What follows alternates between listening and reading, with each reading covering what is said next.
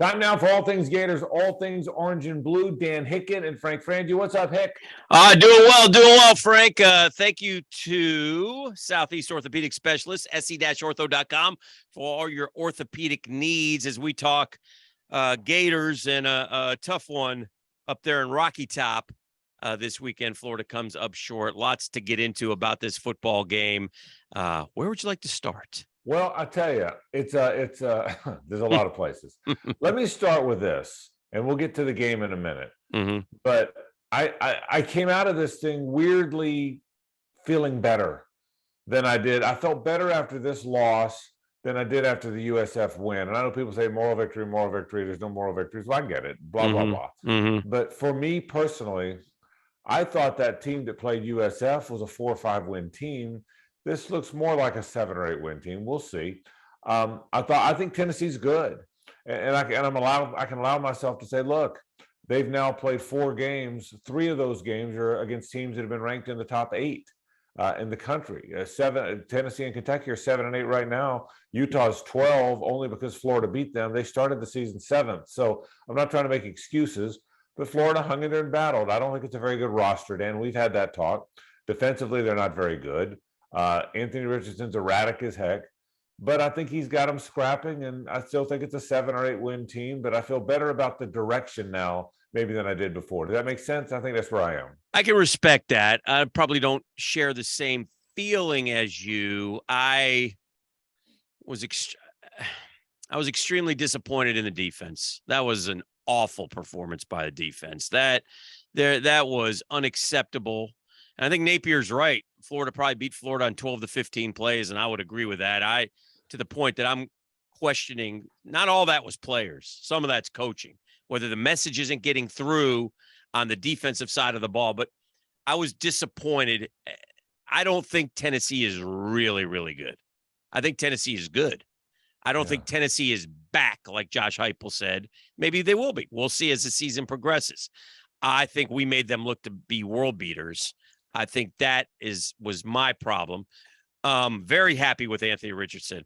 I mean, most yards from scrimmage by any quarterback in Gator history against an SEC opponent. So, he is erratic. He's not the most accurate thrower, but he made some big time throws when he had to. So, I was very happy with that. Was disappointed a little bit in the offensive line, especially up front, center guards. I mean, nowhere to run for the running backs, Frank. Nowhere to go on those handoffs. Yeah, I'll start with the defense. Yeah, I probably disagree with you a little bit on this. Yeah, they don't have any good, but they have Ventrell Miller and a couple decent cornerbacks, and I think that's all they've got defensively. Oof. But I never hated Grantham. I thought everyone hated Grantham. Yeah. I don't think it's always, well, this coordinator's no good. Well, then the next coordinator's no good. Well, then the next coordinator's no good. Mm-hmm. At some point, your players aren't very good. Yeah. And I do think Tennessee's really good offensively. I don't think they have a great team because they're not very good on defense. Florida went up and down the field on them. But I think they've got a really good offense. Here's what I think about college football. Tell me if I'm way off on this. I think there's a handful of great teams. Mm-hmm. Georgia's great. Alabama's great. Ohio State's great. Mm-hmm. After that, maybe, I don't know, USC almost lost, but Michigan almost lost. But after that, I think all the next group, and Florida's not in the next group, but the next group are all together, Dan. Right. I don't care if it's Tennessee or Utah or USC or who. I think they're all bunched in there together. So I think if you take Alabama, Georgia, and Ohio State off, I think Tennessee could beat anybody in the country. And they may not, but I think they're all kind of in there together after those top 3 or 4. Okay. So that's what I think. Defensively, Florida was terrible. But I think whether it's coaching, I just don't know that I think coaching can be that bad. I'm not saying it was all coaching. I agree with you that the roster is not great. Yeah. But they got to be better than that. That's they didn't stop them once in the second half, Frank. Right. Which is a good segue, by the way. Yeah. Do people want to beat up Billy Napier for some of the coaching? Mm-hmm. You had to go for it on all those 4th downs. The last thing they weren't ever going to stop them ever. Yeah. So you had to go for it because the last thing you could do is punt it back to them. Yeah. Whether you gave it, here's what I figured out: whether Florida turned it over on downs at their own 38 or punted it to the Tennessee 25, they were still scoring. So if they were scoring either way, you might as well try to keep the ball away from them. So I didn't think the fourth. I thought the 4th downs all made sense. Yeah. Made all but one of them. I just think defensively, that's what Florida. I think that's what Florida is defensively. B, that's the best offense they will play, and they had a shot at the game at the end of the game. So I still think this. They're going to win their next two: Eastern Washington and Missouri. They might beat LSU. I've certainly had more confidence in that game than I did before Saturday. And then it's the three games that are going to be hard. It's Georgia, it's at A&M, it's at Florida State. And you know what? If they go into the Georgia game 5-2, then if they lose all three of those games, they're 7-5. If they win one of them, they're 8-4. If they win two of them, they're 9-3. And I think that's probably a good year given everything they are. Yeah. Did you say LSU was a win?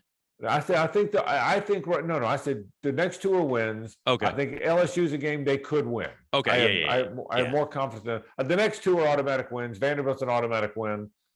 South Carolina, I hope is. Yeah, you hope.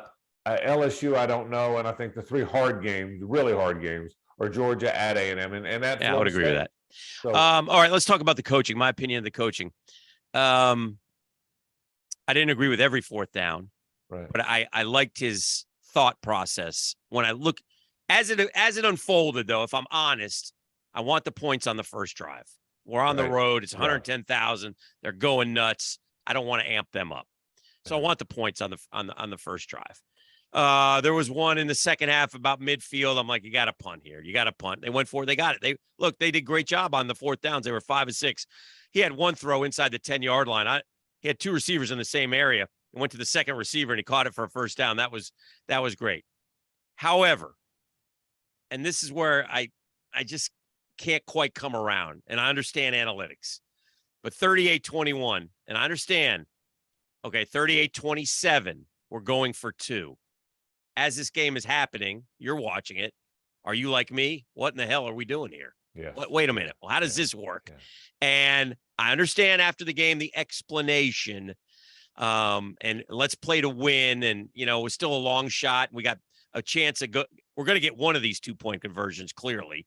At least that's what analytics tell you. I just don't know if I believe those analytics, Frank. I really don't know if I believe them. I respect Billy Napier, and I think I have no question that he's the right guy for the job. And I love that he's sticking to his plan, and I love that he's sticking to his guns. So I'm not one of those guys nowhere near yet ready to jump on Billy Napier. It was going to be a tough year. I think we all know that going in. So I accept that. But boy, I sure would have liked to have a 3-point game when we got that onside kick. Yeah. Listen.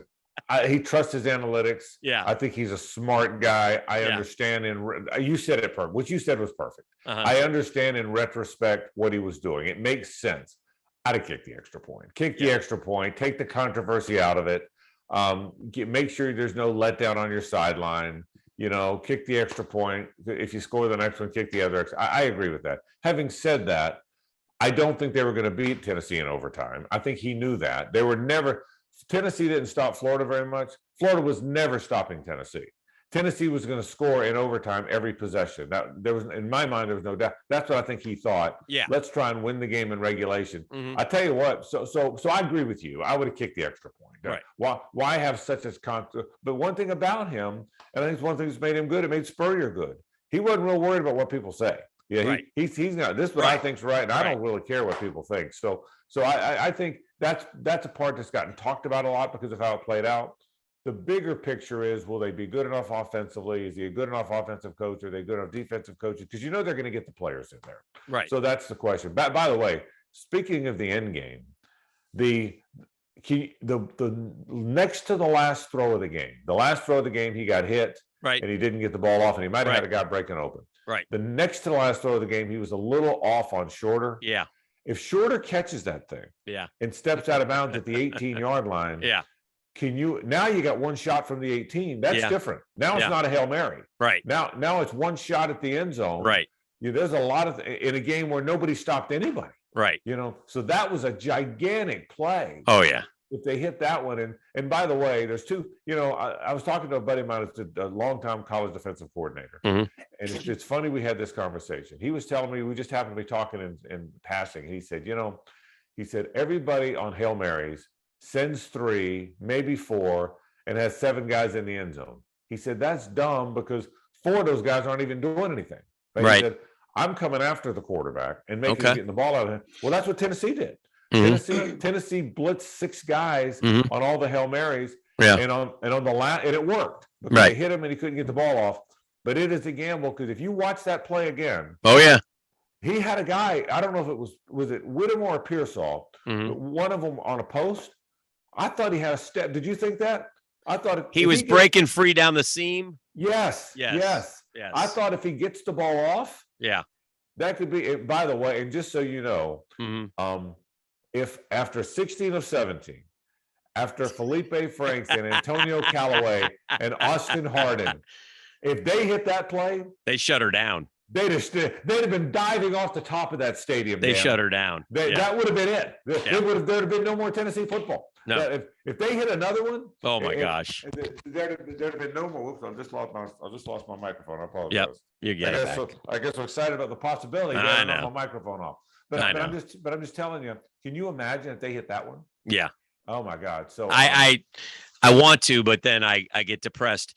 Listen, and congrats to Tennessee. It was a good win. I agree. They got to come up with a different kind of game plan though for the defense. I want to look ahead real quick and tell you that I'm concerned about football in the Swamp on Saturday. I'm not sure there's going to be a game.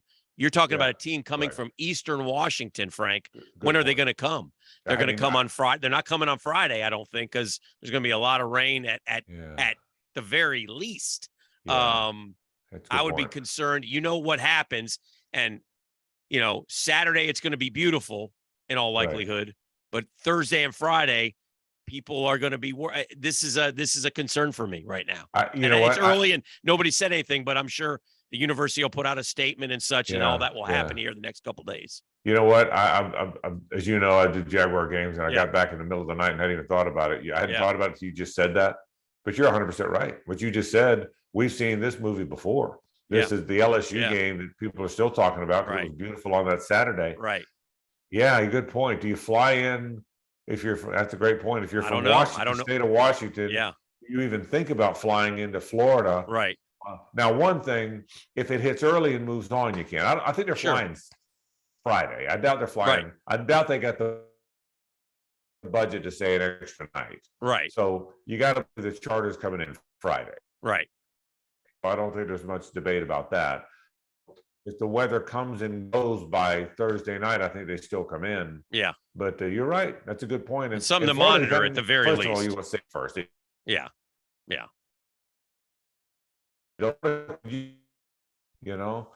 they would have. South Florida should have, but it wasn't. Let's talk about Richardson. How has Anthony Richardson gone from unbelievable against Utah, not good at all against Kentucky or South Florida, who really playmaking again? Was it getting away from home and the pressure? Was it playing against a lousy Tennessee defense? Did they let him play a little more sandlot football? Why all of a sudden the ups and downs with him? That's a great question. One thing I thought about Anthony Richardson on Saturday was that he was more of a willing runner. Like when I was watching Hooker, he ran physical, and I've been waiting for that from Anthony Richardson. Whether, again, I understand he's dinged up, and I understand they don't want him running, but there's times where you got to put your head down and go get 3 or 4 more yards. You're a 240-pound sledgehammer. You've got to do that. So that part I was excited about seeing. And listen, if you want to win the game, that's the only way you're going to win the game. Anthony Richardson, the passer, again, we've learned is not quite ready to win these football games. Now, he had a great game, but his percentage, he's not yet a 60% completion guy. But he made some beautiful throws in the football game, and he converted some big 4th downs and 3rd downs. So overall, high marks. Now build off of that going forward the rest of the year, and that's the kind of Anthony Richardson we want to see. That's why I hope they do play Eastern Washington on Saturday, so he can get out there and continue to gain confidence. I thought what Spurrier said was brilliant about the confidence. Did you see what he said this week? He goes, if he needs confidence, I'd write the word down confidence. I'd tell him to put it in his back pocket and tell him, now you have confidence. I agree with that, and I agree with your take. If they play Eastern Washington, and I hope they do, he needs to run all over the place. Yeah, he needs to run. If you get hurt, you lower your shoulder and run over somebody. And if you get, because I'm glad you used Hooker as the example. Yeah, I'm not guessing they're very good at backup either. Joe Milton, the Michigan transfer, is Right. not very good. They can't lose him either. Their season's over if they lose him Yeah. too.